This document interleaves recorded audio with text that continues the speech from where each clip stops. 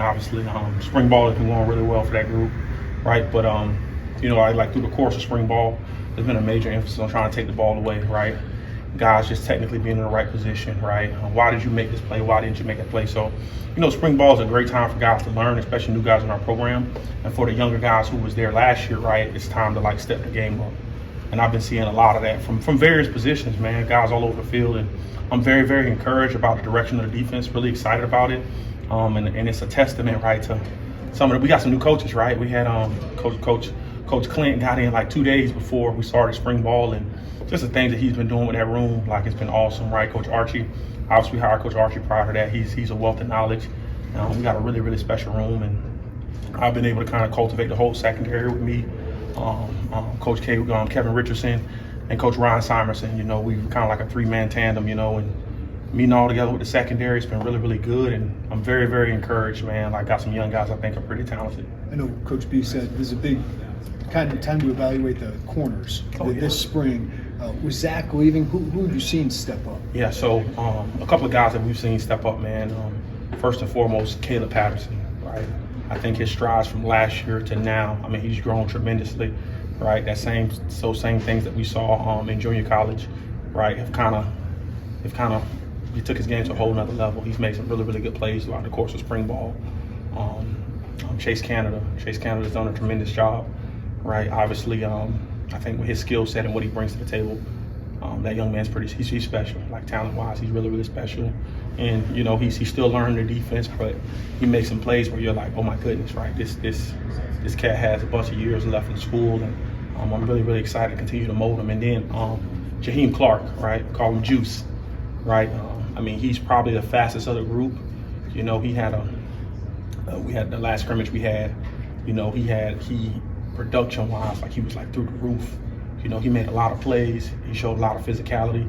And between those three guys, man, I'm really, really encouraged with where the cornerback room is going. And those guys are the standard just in terms of the athleticism, how they run, and oftentimes when guys start to play really, really well, part of it is just by experience, right? Devin Witherspoon in coming here, right, making plays left and right. He made a play here and messed up from time to time, but then by the time he got into his second and third year primarily, right, he made a lot of plays. And so I just been trying to put those guys in position, whether it's man or whether it's variations of zone, to just have success and then just understand the whole scheme, right? What are teams doing when they go condensed? What are teams doing when they go tempo, right? What are teams doing on third down when they're motioning a guy in, right? And just trying to really teach guys the game of football. And they just hadn't played enough football at this level, right, to truly understand that. So we try to replicate that, and I thought we did a really good job replicating it in spring, right? And I'm asking Coach Lundy, can you give us this, right? He asked me, it's just really good back and forth between offensive coordinator and defensive coordinator, man. I just been really encouraged about that room in general, Was Zach been a surprise entering the portal? Yeah, it was. It was, to be transparent, and guys have their various reasons for wanting to leave, and I won't dive too much into it, man. But I'm excited about the room that we have, and that's the way the world is right now, man. And I can tell you this: any guy in that room, I'm going to coach really, really hard, right? The expectation won't change; it will never change, and I want guys who want to be competitive. At the end of the day, man, if you're not competitive, I told the room yesterday, if you're not competitive, you don't want to be competitive, I'm the wrong guy to be around. I am the wrong human being to be around, just because, nothing's going to be given to anybody, man. You got to work for it, right? And that's got to be the golden mentality, and we got to operate like that with two chips on our shoulders, just collectively as a room, Sid Brown wasn't the biggest safety in the country, wasn't the fastest, right?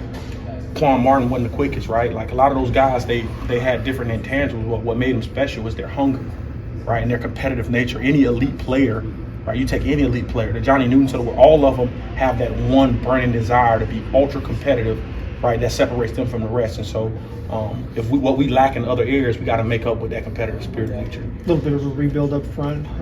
Who's stepped into those roles here in the spring? I'm going to kind of keep some of that to myself, but I will tell you this, okay?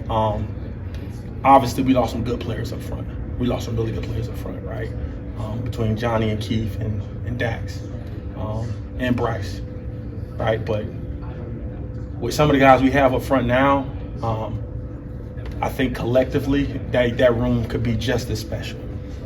You know, with just some of the things I've seen throughout the course of spring ball, you know, it's been very, very encouraging, right? And I'm just trying to teach the secondary, listen, man, with what some of these guys are capable of doing, you won't need to cover long, right? You just got to do your job initially and do it well. If you do it well initially, right, some of the guys we got up front are special, right? They're really, really talented. And so try to get them to the quarterback as fast as possible. And I mean, obviously we brought some new guys in, right? Dennis Briggs has done a tremendous job, right? T-Rod Edwards, right? He's done a great job, had a really great practice today, right? Obviously you got Gabe Self, you got Alec Brown, you got Daniel Brown. I mean, we got some guys on our roster, Alex Bray, right? Young Buck. You know what I'm saying? We got some guys on our roster, Joe Barnum, right? We got guys on our roster who are literally playing extremely, extremely well.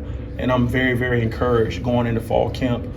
Very encouraged, obviously, about the spring game, but just as we get through the spring game and kind of assess where we're at, right?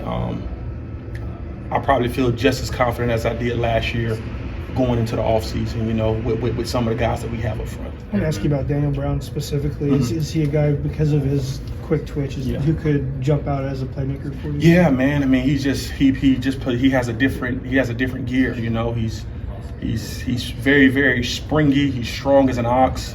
You know, he's quick. You know, down in pass rush, he do some very, very dynamic things that are just God's gift to him. You know, and just trying to utilize that guy as much as possible. And he's been doing a great job. You know, he's a very, very, very smart young man. And I mean, he's had a really good spring, but he's continuing to learn and grow in his scheme and his system, and right along with a lot of the other new guys that obviously came in. But very encouraged with where Daniel is and where he'll keep progressing. And talking about the corners, like Tyler Strain was the guy we'd seen there. You didn't mention, like, does he have versatility in the secondary? Yeah, I ain't mentioned him for a reason. That's my little secret weapon right there, man. I'm gonna hold in my back pocket. Strain has had the best spring ball he's ever had since he's been here. All right, he's playing outside and inside. He's done some tremendous things, right, for us. We line him up outside, we line him up inside. He's kind of my Swiss Army knife a little bit, but he's going to be a very, very important piece for us to have success in that secondary this year, just because of his skill set, right? Nobody, right? I said Juice is probably the fastest, right?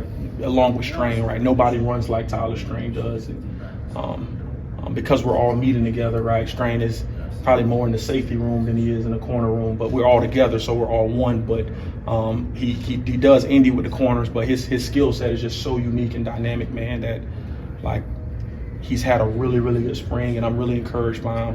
And he just got to keep getting better, you know, like he's starting to understand, right? Obviously going into year 3, like, okay, well, what are teams trying to do at this position?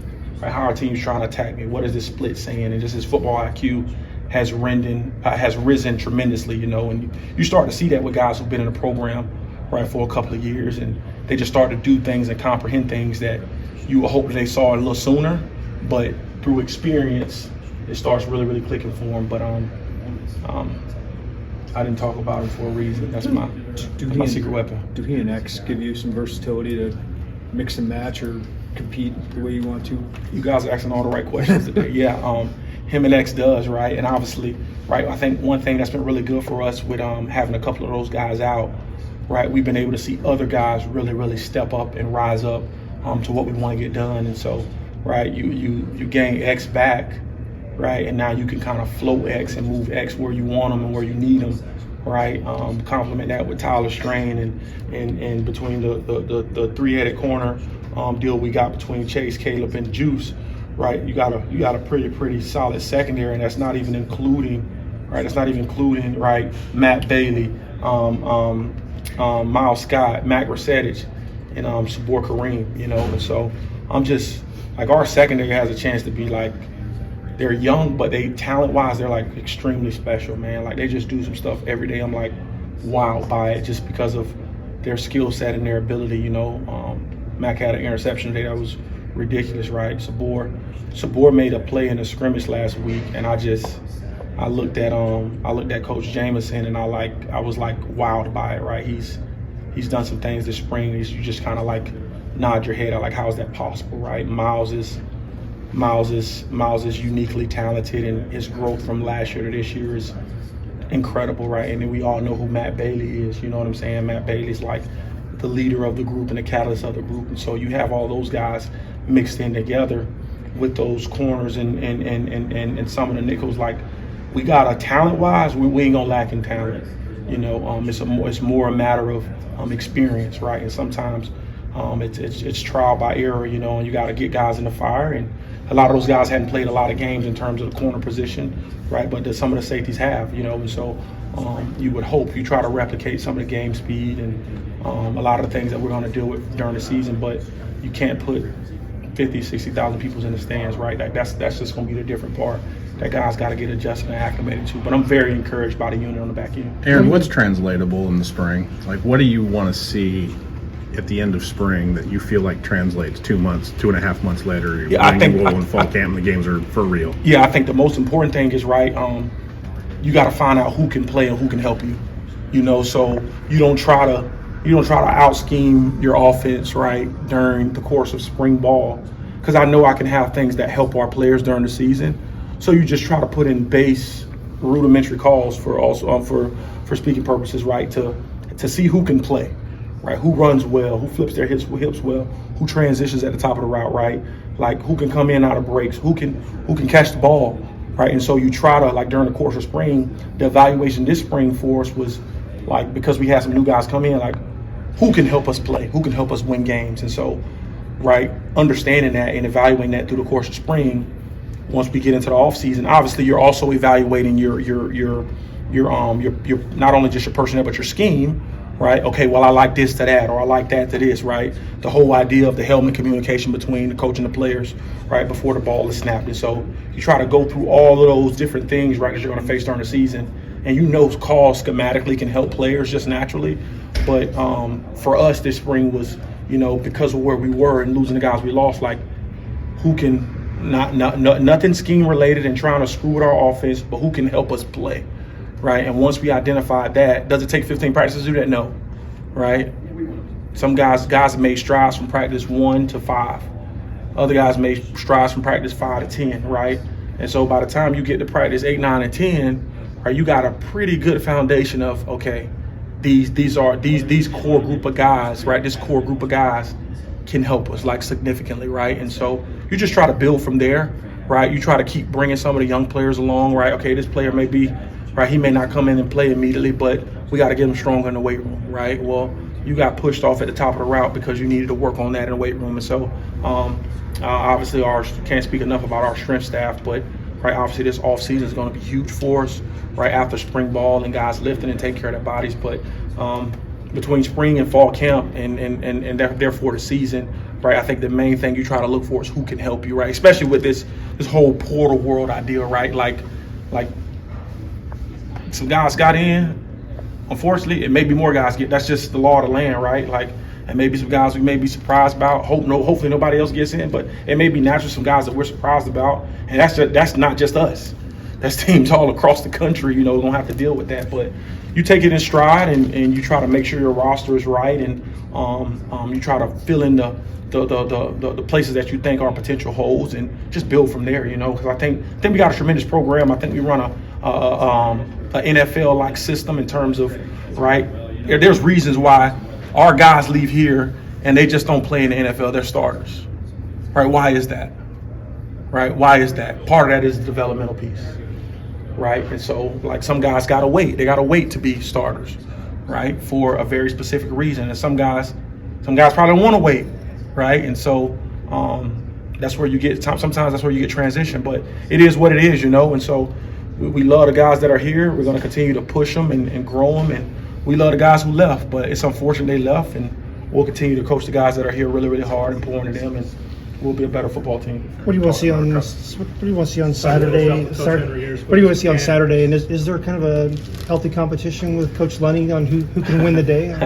It's always a healthy competition with Coach Lunny, man. But I think at the end of the day, we both understand what we're trying to get done, right? In terms of helping our roster and each other, right? He's done and unlocked some things for us this spring that has made me a better defensive coordinator, and I'm sure vice versa. But, you know, obviously there's naturally a competitive spirit, right? He's going to want his guys to go out there and score 100 points, and we're going to want to go out there and have 1 million takeaways, right? And so I think that's just part of right? Being a football coach, and we'll get after it, and we'll treat it like a game as such. And once we get done with the spring, we'll be the best of friends. You know what I'm saying?